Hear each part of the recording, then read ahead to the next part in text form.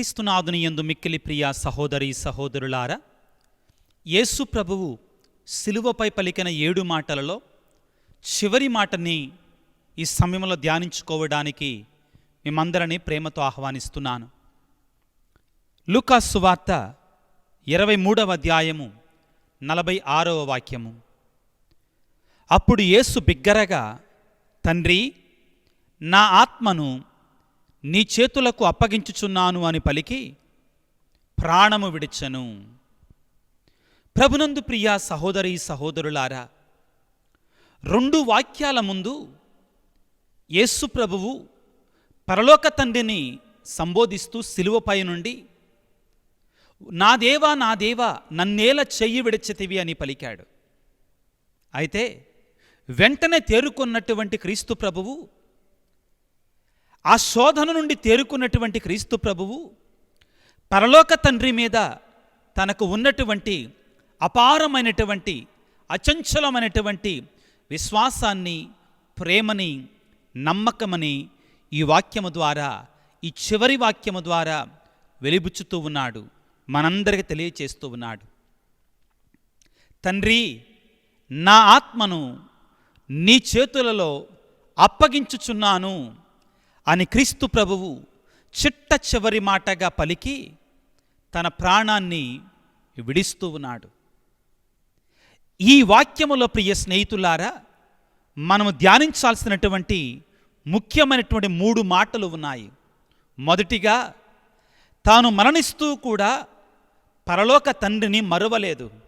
మొదటిగా ఆయన వాడిన మాట తండ్రి. తన జీవితపు చిట్ట చివరి గడియలో చిట్ట చివరి మాటగా ఆయన తలంచుకున్నది తన పరలోక తండ్రిని. ఆ పరలోక తండ్రితో ఐక్యమై ఉండటానికి తాను ఇహలోకములో ప్రియ స్నేహితులారా ఈ 33 సంవత్సరాలు కూడా నిరంతరము కూడా ప్రయత్నము చేస్తూనే ఉన్నాడు. ఎప్పుడు సమయం దొరికితే అప్పుడు ఆ పరలోక తండ్రితో ఆయన ఏకాంతముగా ప్రార్థనా మందిరాలలో ఐక్యమై జీవించాడు.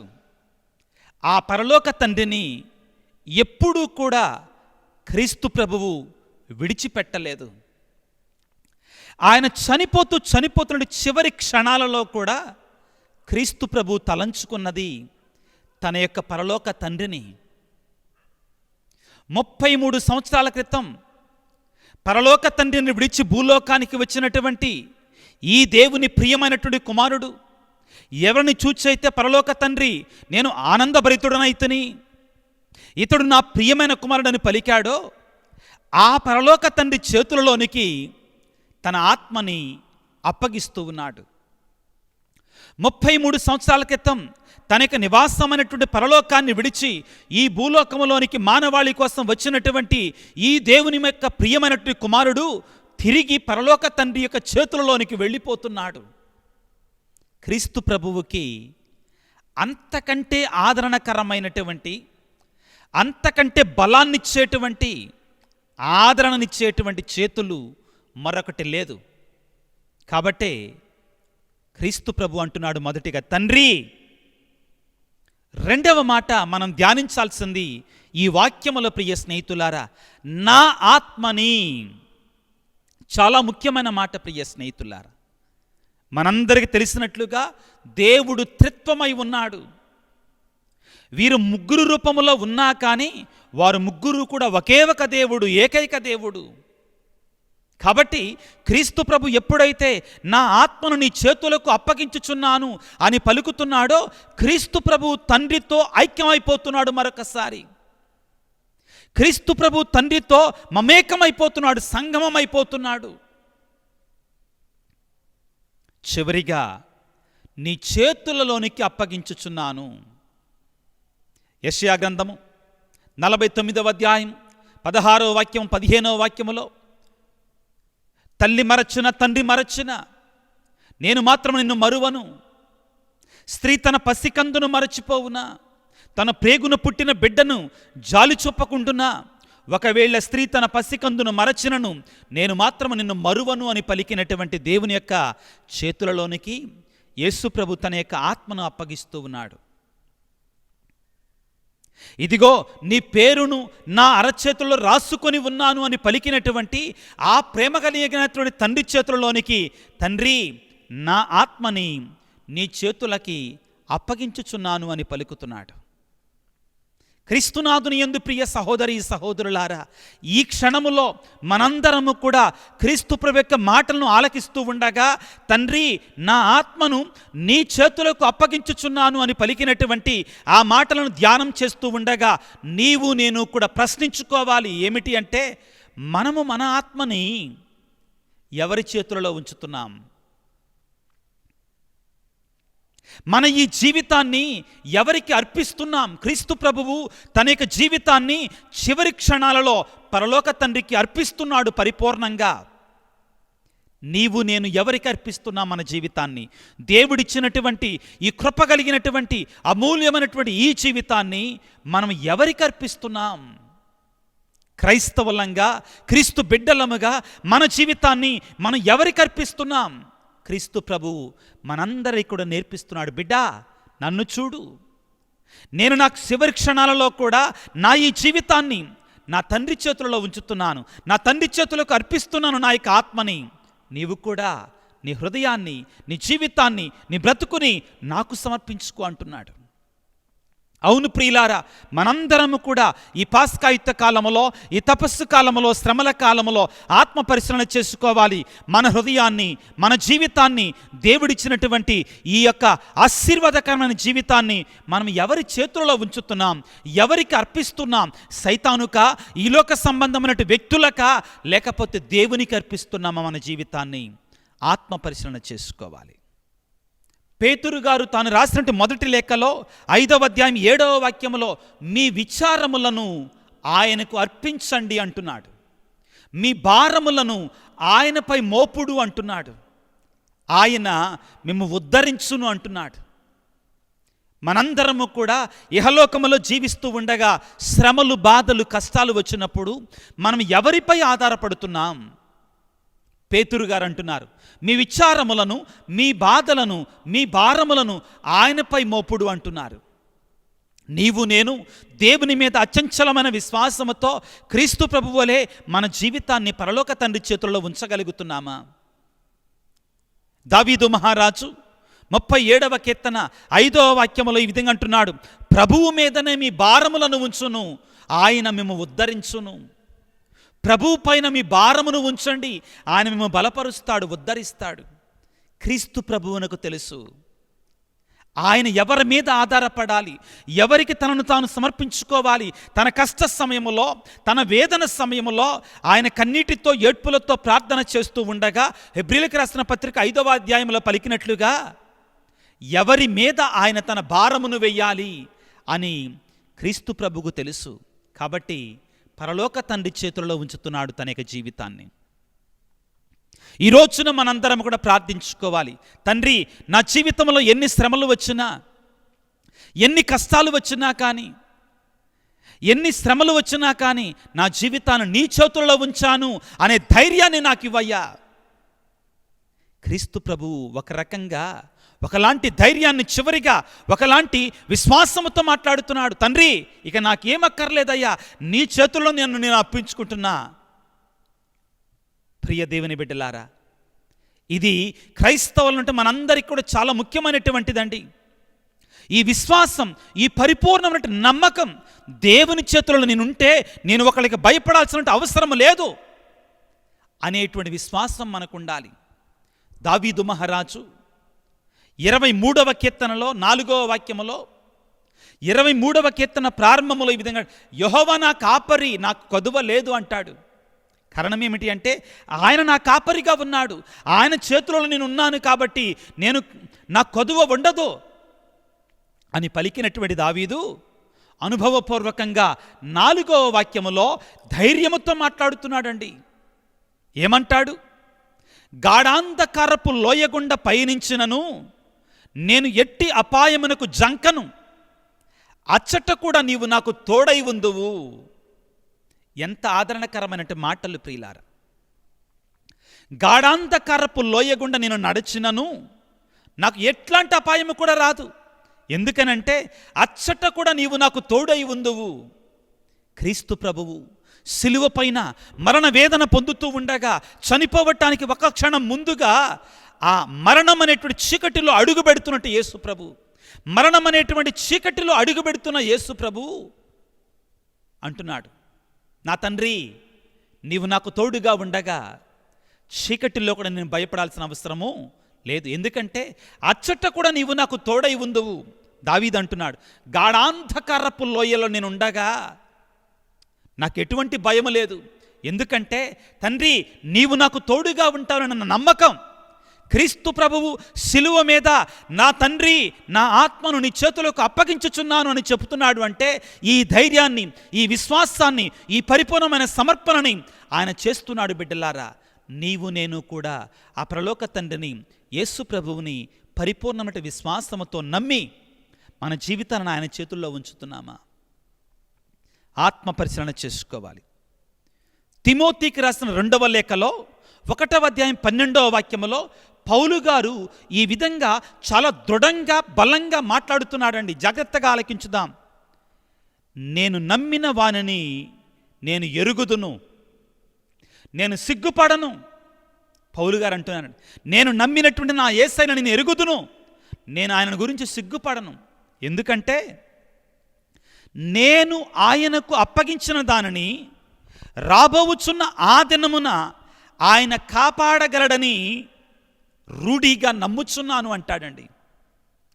నేను ఆయనకు అప్పగించిన దానిని రాబోవుచున్న ఆ దినమున ఆయన కాపాడగలడని రూఢిగా నేను నమ్ముచున్నాను పౌలు గారు అంటున్నాడు.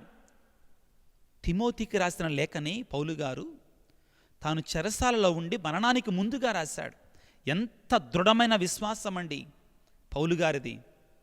ఇంకా ఏమంటాడు ప్రియులారా పౌలు గారు, ఇదిగో నా కొరకే జీవ కిరీటం ఎదురు చూస్తూ ఉంది. ఎందుకని? నేను పరుగు పందెమును ముగించితిని, నేను నా పరుగు పందాన్ని ముగించాను. నా కొరకే జీవ కిరీటము ఎదురు చూస్తూ ఉంది. నా కొరకు మాత్రమే కాదు, ఎవరైతే క్రీస్తు ప్రభువుకి నమ్మకపాత్రంగా జీవిస్తారో అటువంటి వారందరి కొరకు కూడా ఆ జీవ కిరీటం ఎదురు చూస్తూ ఉంది. కాబట్టి మనం కంగారు పడాల్సిన అవసరం లేదు, భయపడాల్సిన అవసరం లేదు. క్రీస్తు ప్రభు ఈ విశ్వాసాన్ని వెలిపురుస్తూ ఉన్నాడు. పౌలు గారు ఇటువంటి విశ్వాసాన్ని వెలిపురుస్తూ ఉన్నారు. నా పరలోక తండ్రి నాకు తోడుగా ఉండగా నేను జీవ కిరీటాన్ని పొందుకుంటాను. తండ్రి నా ఆత్మని నీ చేతులకు అప్పగించుచున్నాను. యోబు ప్రియ సహోదరి సహోదరులారా, అనేక రకాలంటి శ్రమలు పొందాడు, అనేక రకాలంటి బాధలు పొందాడు. తన ఆస్తిపాస్తులన్నీ కూడా ఆవిరిలా కరిగిపోయాయి. తన కుమారులు కుమార్తెలు చనిపోయారు. స్నేహితులు అతను నిందించారు. తన జీవితం అంతా కూడా పుండ్లతోటి నిండిపోయింది. శరీరం అంతా కూడా పుండ్లతో నిండిపోయింది. చావుకు దగ్గరయ్యాను అనుకున్నాడు. యోబు ప్రియ స్నేహితులారా, ఇక నేను చనిపోతాను అనుకున్న సమయంలో యోబు పలికిన మాటలని ఈ క్షణములో యేసు ప్రభువు తండ్రి నా ఆత్మను నీ చేతులకు అప్పగించుచున్నాను అని పలుకుతుండగా యోబు యొక్క మాటలను ఒకసారి మనం ధ్యానించుకోవాలి. యోబు గ్రంథము 19వ అధ్యాయము 25వ వాక్యం నుంచి చదువుతున్నాను, శ్రద్ధగా వినండి. యోబు అంటాడు, నేను చనిపోబోతున్నానేమో అనుకొని, చివరి క్షణాలు అనుకొని ఈ విధంగా పలుకుతాడండి. దృఢమైన బలమైన ధైర్యాన్నిచ్చే మాటలండి మనందరికీ. ఏమంటాడు? నా విమోచకుడు సజీవుడిగా ఉన్నాడనియు అతడు కడన నన్ను సమర్థించి తీరుననియు నేను ఎరుగుదును. ఎంత ధైర్యం అండి యోబుకి, ఎంత విశ్వాసం అండి యోబుకి. చనిపోతున్నానేమో అనుకొని ఏమంటున్నాడంటే నా విమోచకుడు సజీవుడిగా ఉన్నాడు, నా పరలోక తండ్రి సజీవుడిగా ఉన్నాడు. అతడు కడన చివరన నేను చనిపోయిన తర్వాత నన్ను సమర్థిస్తాడు ఆయన. ఆ విశ్వాసం, ఆ సమర్పణ, ఆ ధైర్యం యేసు ప్రభు కూడా అదే చెప్తున్నాడు. నా తండ్రి నా ఆత్మను ఇక నీ చేతుల్లో ఉంచుతున్నాను. ఆ తరువాత యోబు అంటున్నాడు, ఈ శరీరం అంతా క్షీణించిపోయినా కానీ నా ఆత్మతో నిన్ను ప్రభువును దర్శిస్తాను అంటున్నాడు. ఆ విశ్వాసం ఉంది చూడండి. అది మనకు ఉండాలండి. క్రీస్తు ప్రభువు చనిపోతూ కూడా చివరి క్షణాలలో తండ్రి నా ఆత్మను నీ చేతులకు అప్పగించుచున్నాను అని పలికాడంటే ఆ తండ్రి మీద తనకున్నటువంటి అపారమైనటువంటి విశ్వాసం, నమ్మకం ప్రియులారా. చివరిగా యోబు ఈ విధంగా అంటాడు, నా నేత్రములు స్వయముగా నా తండ్రిని చూస్తాయి. అతడు నాకు పరాయివాడేమీ కాదు, అతడు నా ప్రాణ ప్రియుడు, అతడు నా పరలోక తండ్రి. కాబట్టి నా ఆత్మని ఆయన చేతుల్లో అప్పచెప్తాను. ప్రియులారా, ఈ ధైర్యం, ఈ విశ్వాసం, ఈ సమర్పణ అనేటువంటిది ఆత్మీయ జీవితాన్ని జీవిస్తున్నటువంటి వారికి మాత్రమే ఉంటుంది. ఇటువంటి వారు లోకానుసార మనుషులకు భయపడరు. పరలోక తండ్రి గూర్చి యేసుప్రభు సిలువలో మరణిస్తూ కూడా తండ్రి నా ఆత్మను నీ చేతులకు అప్పగించుచున్నాను ధైర్యంగా పలికాడు, విశ్వాసంతో పలికాడు, సమర్పణగా పలికాడండి. ప్రతి క్రైస్తవుడు కూడా ఈ రోజున ఆత్మ పరిశీలన చేసుకోవాలి. మన జీవితాన్ని మనం ఎవరికి సమర్పిస్తున్నాం? ఎవరి మీద మన నమ్మకం? ఎవరి మీద ఉంచుతున్నాం మన యొక్క విశ్వాసాన్ని? భక్తులందరూ కూడా ప్రియులారా వాళ్ళ కష్ట జీవితాలలో, కష్ట సమయాలలో, శ్రమల సమయాలలో ఇదిగో యేసు ప్రభు వలె మాట్లాడగలిగారు, అనగలిగారు. ఏమిటి అంటే, తండ్రి నేను జీవించినా మరణించినా ఇక నీ కొరకే. ఫుల్టన్ జేసియన్ బిషప్ గారు ఒకసారి ఈ విధంగా అన్నారట. ఆయనకి హార్ట్ సర్జరీ అయిన తర్వాత ఆయనని కలవడానికి కొంతమంది ఆయన మేత్రాసనంలోని గురువులు, బిషప్ గారిని కలవడానికి మేత్రాసన గురువులు వచ్చి, తండ్రి గారా మీకు మరి మేజర్ సర్జరీ జరిగింది, పెద్ద ఆపరేషన్ జరిగింది కదా, ఏమైనా కొంచెం టెన్షన్గా ఉందా అని అడిగారట. ఫుల్టన్ షీన్ బిషప్ గారు ఈ విధంగా అన్నారంట, why should I have fear? If I am on this earth, my Lord is with me. If I die, I will be with my Lord. There is no difference. నేను ఎందుకు భయపడాలి? నాకెందుకు భయం? నేను ఈ లోకంలో జీవిస్తూ ఉంటే నా పరలోక తండ్రి నాతో ఉంటాడు. నేను చనిపోయాననుకో, నేను నా పరలోక తండ్రితో యేసయ్యతో ఉంటాను. ఏదైనా కానీ ఒకటే, నాకెందుకు భయం అన్నాడంటండి. ఆ తండ్రి మీద విశ్వాసం కలిగినటువంటి వాళ్ళే మాట్లాడగలిగినట్టు మాటలండి ఇవి. ప్రభువును వేడుకుందాం బిడ్డలారా. క్రీస్తు ప్రభు మరణిస్తూ కూడా ఈ లోకాన్ని విడిచిపెడుతూ కూడా పలికిన మాట, తండ్రి నా ఆత్మని నీ చేతులకి అప్పగించుచున్నాను. మనం కూడా ప్రియులారా మన జీవితంలో వచ్చే ఒడిదుడుకులని, మన జీవితంలో వచ్చే శ్రమలని, బాధలని, కష్టాలని ఆ తండ్రి చేతులకు అప్పచెపుతాం. పరలోక తండ్రి మీద విశ్వాసాన్ని కలిగి ఉందాం. దానికి కావలసినటువంటి నమ్మకాన్ని, ధైర్యాన్ని, విశ్వాసాన్ని, పరిశుద్ధాత్మ వరాన్ని మనందరికీ ప్రసాదించమని తల్ల వంచి ప్రార్థన చేసుకుందాం. సర్వశక్తిమంతుడా, సర్వోన్నతుడా యేసురాజా, నీవు మరణిస్తూ సిలువలో తండ్రి నా ఆత్మను నీ చేతులకు అప్పగించుచున్నాను అని మరణపు ముళ్ళును విరిచి పరలోక తండ్రితో ఐక్యమై నీ నిత్య నివాసాన్ని పరలోకానికి తిరిగి వెళుతున్నావు. తండ్రి మా జీవితాలలో ఆత్మీయమైనటువంటి, శారీరకమైనటువంటి, లౌకికమైనటువంటి సవాళ్ళు ఎదురైనప్పుడు నువ్వు ఏ విధముగా చెప్పగలిగావో, తండ్రి నా ఆత్మను నీ చేతులకు అప్పగిస్తున్నానయ్యా అని పలికినట్లుగా, ఇదిగో నాయన ఈ శ్రమని, ఈ బాధని, ఈ రోగాన్ని, ఈ వ్యాధిని తండ్రి నీ చేతులకు అప్పగిస్తున్నానయ్యా అని మేము కూడా చెప్పేటువంటి ధైర్యాన్ని, ఆత్మనిబ్బరాన్ని మాకు ప్రసాదించండి. మా జీవితాలలో వచ్చేటువంటి సకల వ్యాధి బాధలన్నింటినీ కూడా పరలోక తండ్రి చేతుల్లో ఉంచి మా భారాన్ని ఆయనపై వేయడానికి కావాల్సిన శక్తిని, అనుగ్రహాన్ని మాకు ప్రసాదించమని మా ప్రభు అయిన క్రీస్తు ద్వారా వేడుకొనుచున్నాము తండ్రి. ఆమెన్.